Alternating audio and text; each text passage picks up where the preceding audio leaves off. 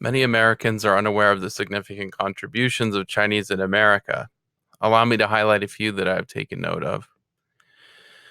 Joseph L. Pierce was a Chinese American and Civil War veteran who fought in the Union Army.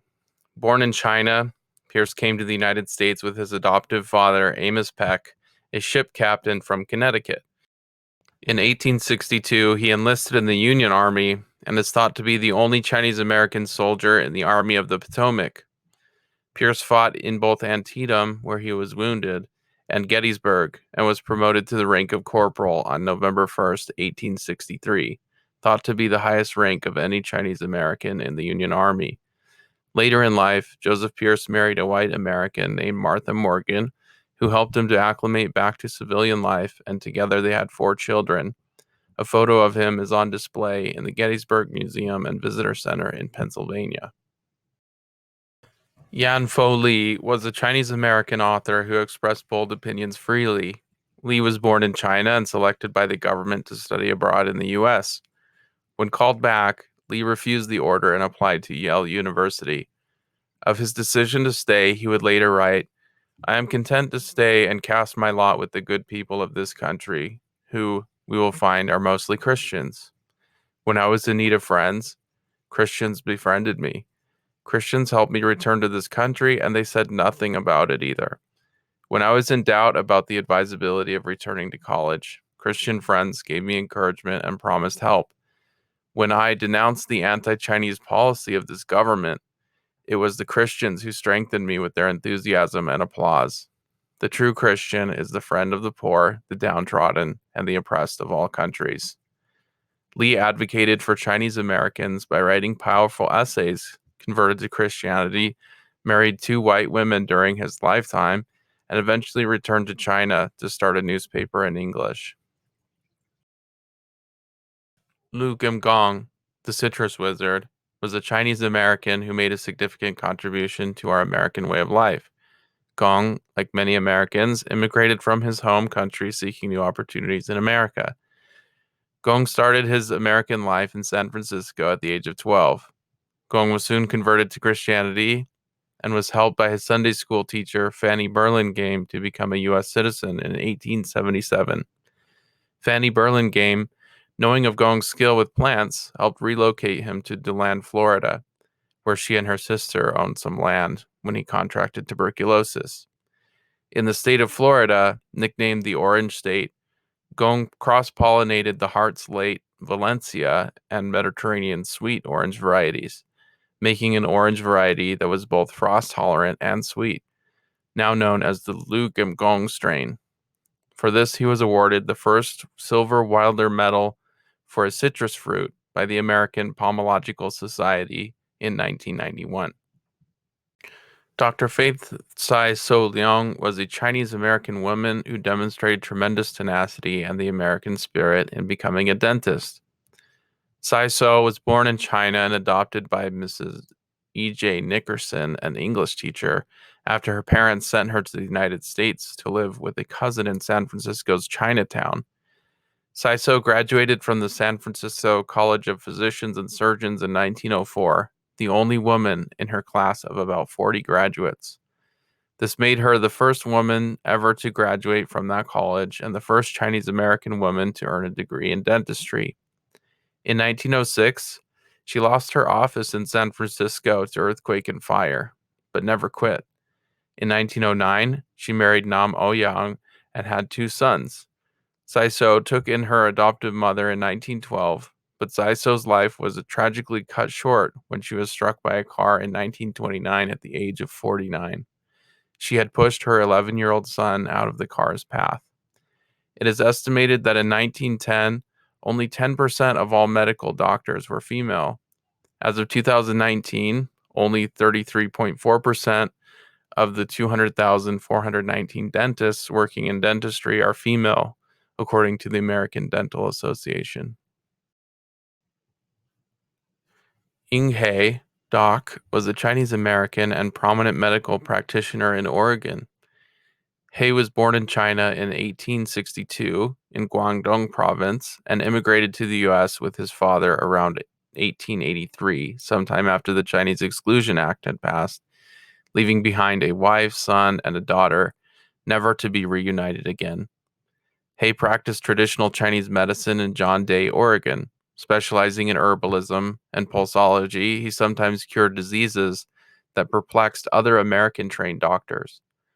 Although many of his patients were local Chinese Americans, white Americans also came to see him from places as far as Oklahoma and Alaska. Hay became well known outside of the Chinese American community after treating a highway construction crew of non Chinese workers who had contracted influenza during the unusually deadly influenza pandemic in 1919. He retired from medicine in 1948 and died in 1952 in a nursing home in Portland. Doc Hay had practiced medicine through the Great Depression, and after his death, some uncashed checks from his clients were discovered, totaling over $23,000, which in 2022 dollars equates to about $260,000. Margaret Gee, or Maggie, was a Chinese American woman who served in the U.S. Air Force during World War II. Gee was born in Berkeley, California, and graduated from UC Berkeley, where she also studied physics as a graduate. As a woman Air Force service pilot, or WASP, Gee helped train pilots for the war, as female pilots weren't allowed to enter combat at that time. Gee trained bomber gunners by co-piloting B-17 bombers to help pilots perfect their combat skills. When the WASP program was deactivated, Gee returned to UC Berkeley and completed her physics degree, working in the Lawrence Livermore National Laboratory beginning in 1958. Gee contributed to the lab design of nuclear warheads and the Poseidon missile. Additionally, Gee was known for her civic engagement, including serving as an elected member of the Democratic Central Committee of Alameda County, where she supported voter registration and fundraising. In 2010, Gee received the Congressional Gold Medal along with her fellow WASP pilots. Hiram Fong was a Chinese American politician, lawyer, and businessman. Fong was born to impoverished Cantonese immigrants, Mr. and Mrs. Lum Fong, in Honolulu, on Oahu, the seventh of 11 children in 1906. Despite the hardship of growing up in poverty, Fong earned a degree from the University of Hawaii at Manoa in 1930, and by 1935, Fong had obtained a law degree from Harvard Law School. In Hawaii, Fong became the prosecuting attorney of Honolulu, and during World War II, Fong served in the U.S. Army Air Forces as a judge advocate, later retiring as a colonel. Fong established an industrial and consumer loan company to service minorities to start new businesses and buy homes, helping to improve the U.S. economy. As a politician, Fong also fought to make Hawaii a state. He would later become one of Hawaii's first U.S. senators and voted in favor of the Civil Rights Act, 1960, 1964, and 1968, and the Voting Rights Act of 1965. In 1964, Fong became the first Asian American to receive votes for president at a major party convention and was the first Hawaii-born individual to run for president. Chien-Shiung Wu was a Chinese American physicist who made great discoveries in nuclear physics. Wu was born in China in 1912. She studied science at National Central University in Nanjing. Wu was later encouraged by a supervisor at Zhejiang University, where she was a researcher, to earn a PhD from the University of Michigan. She left China and her parents behind and went to the University of Michigan in 1936. She was never reunited with them again. When she learned that women weren't allowed to use the front entrance at Michigan in those days, she applied instead for Berkeley and was accepted. While at Berkeley, Wu applied for a scholarship, but due to prejudice against Asians, received a readership with a lower stipend instead.